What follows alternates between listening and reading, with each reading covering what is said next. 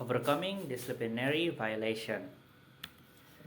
There's a background and scope addressing the fundamental challenges of modern student behavior and system boundaries. Disciplinary violation in educational institution undermine the core instructional ecosystem. Overcoming these issues is not merely about implementing punishment, but creating structured environments where learning can flourish. Synthesizing landmarks finding by Robert G. Marzano and George Scarlett, this study present actionable research-backed paradigm for both classroom and school-wide discipline. Theoretical framework. Marzano's meta-analysis synthesized over 100 development studies, identifying 7 critical elements of classroom management. Focus on the optimal balance of dominance and cooperation, structure and emotional objectivity to govern classroom behavior successfully.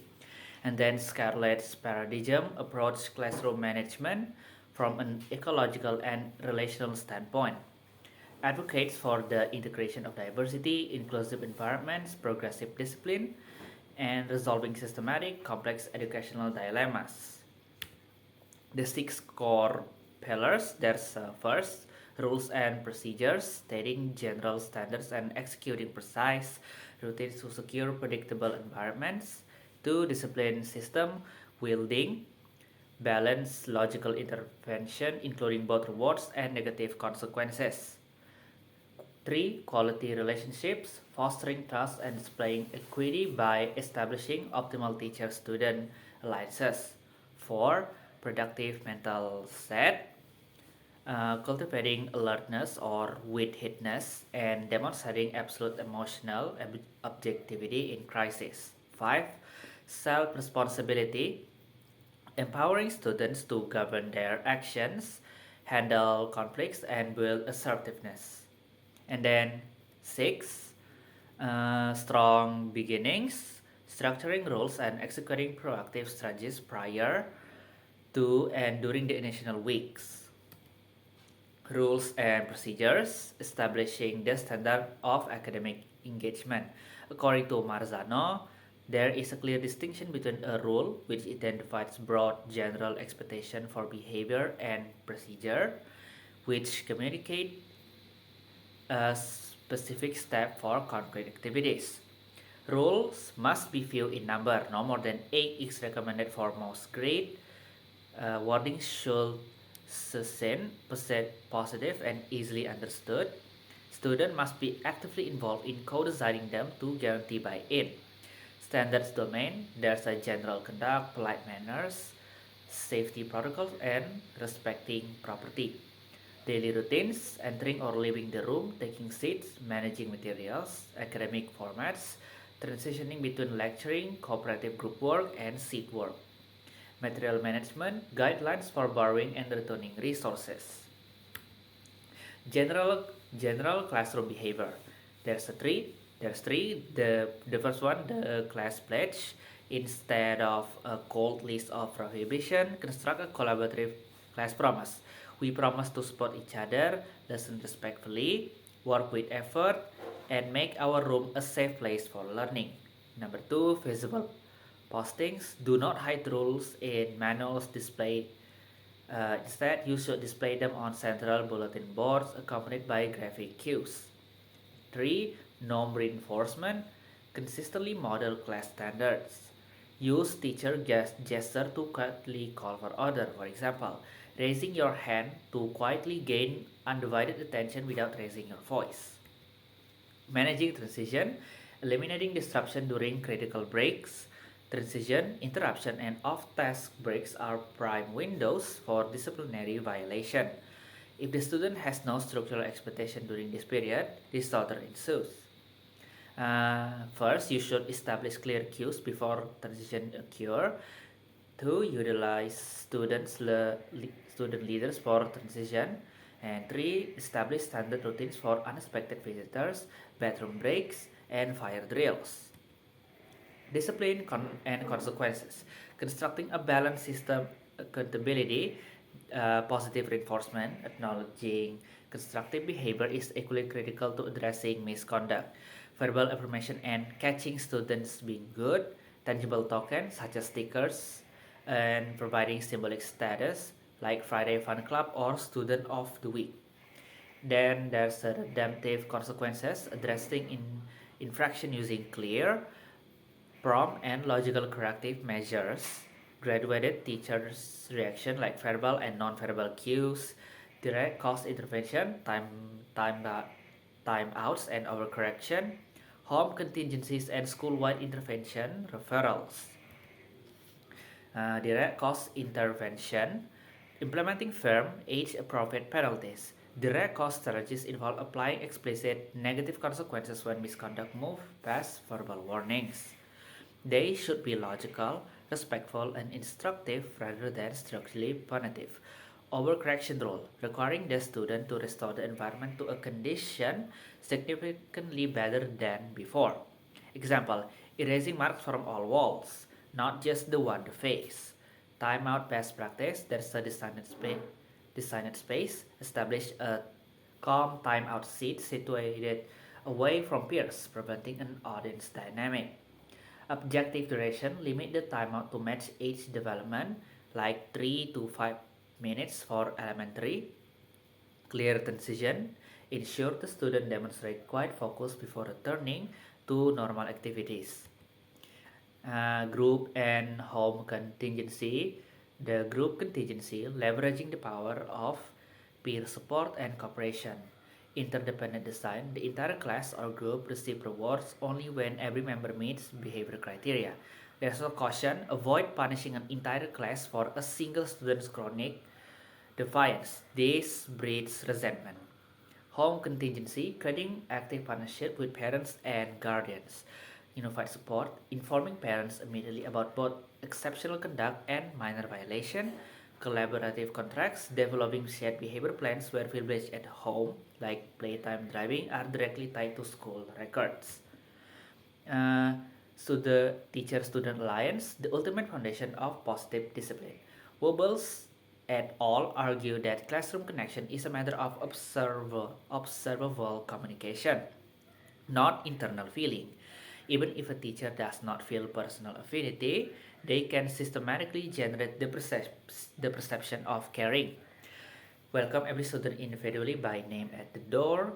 Utilize student interest survey to whip hobbies into the academic agenda.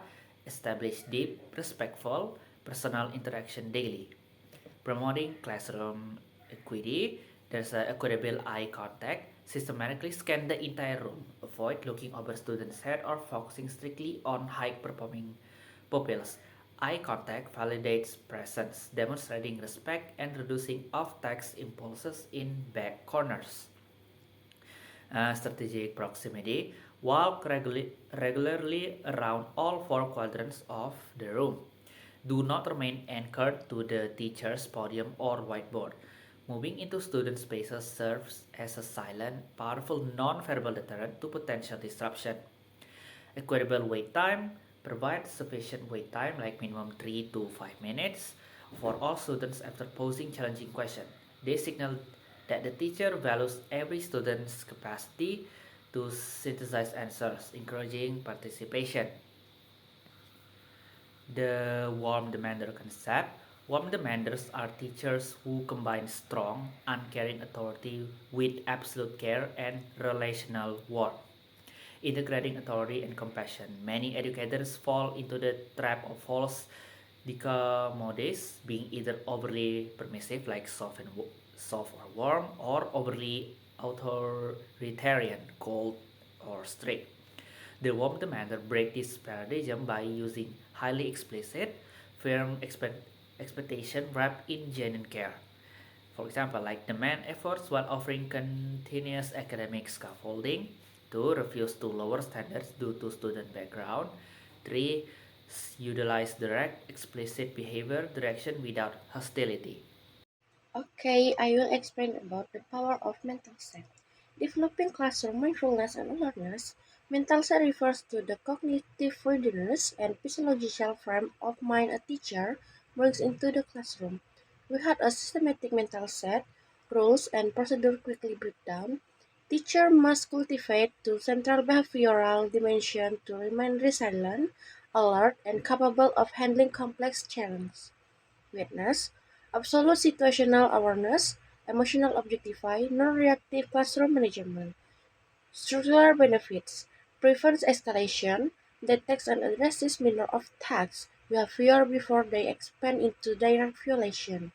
Neutral atmosphere: keeps classroom calm, predictable, and free of emotional outbursts from the teacher. Teacher longevity: help prevent systematic burnout and chronic occupational stress. Understanding Weakness: The Art of Having Eyes in the Back of Your Heart by Jacob Conin. Number 1.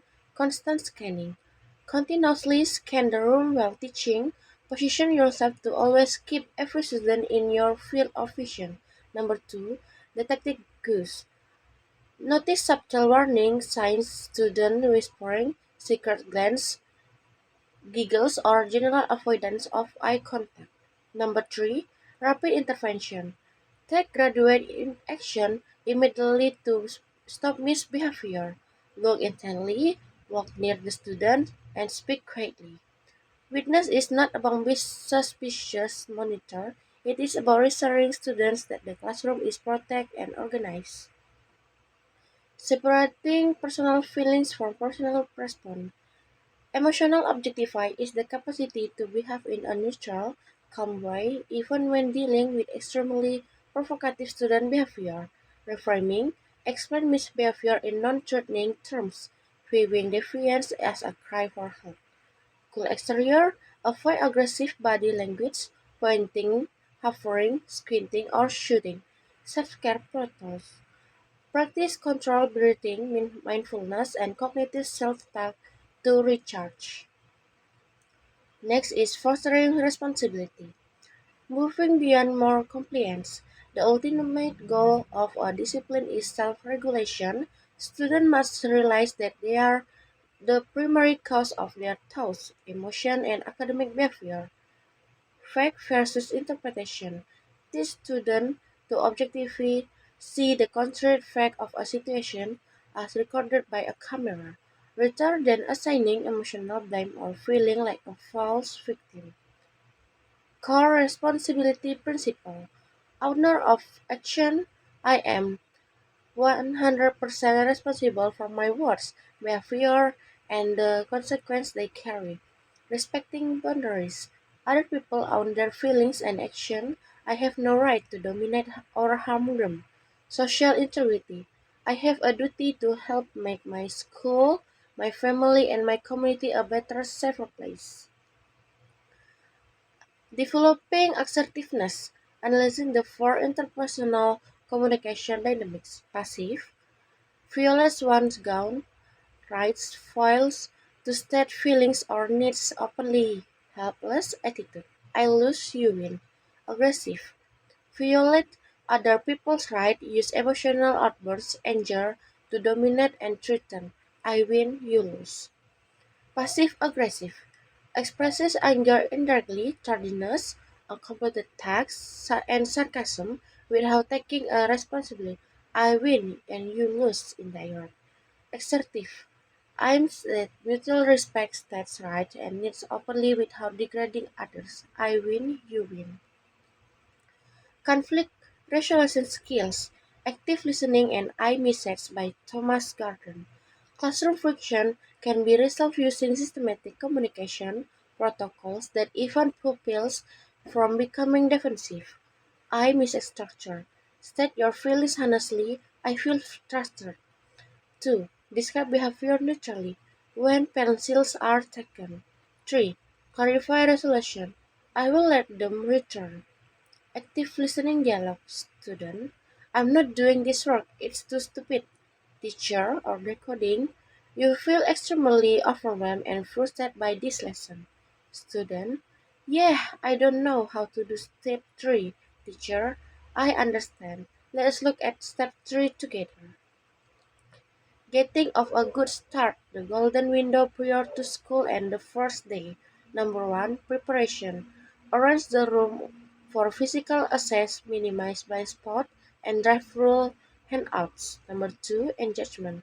Greet pupils at the door, introduce yourself, and immediately start spong activity. Number 3, practice. Introduce classroom routines, co-design rules, and rehearsal expected transition. Number 4, feedback. Monitor performance and provide positive, clear correction early. Crucial first 2 weeks: cementing rules and constructing academic expression. During the initial 2 weeks, classroom standards are solidified. If teachers fail to enforce rules consistently during this period, behavior degrades quickly. Create positive contact with all families during week 1. Teach precise guidelines before homework, submission, and grading. Utilize sponge activity consistently to maximize learning time. School-wide management. Constructing unified administrative intervention system. Safety committee. A collaborative team of teachers, administrators, and parents maintain school-wide safety protocols, track behavioral trends, and manage critical school areas. Disciplinary level. Establish a clear hierarchy to handle infraction consistently. Level 1. Handle in class by the teacher. Level 2. Refer to school administration. Level 3. Suspicion or immediately expulsion. Tracking system. Log student infraction to analyze situational patterns. Help identify high-risk pupils and evaluate the success of institutional intervention.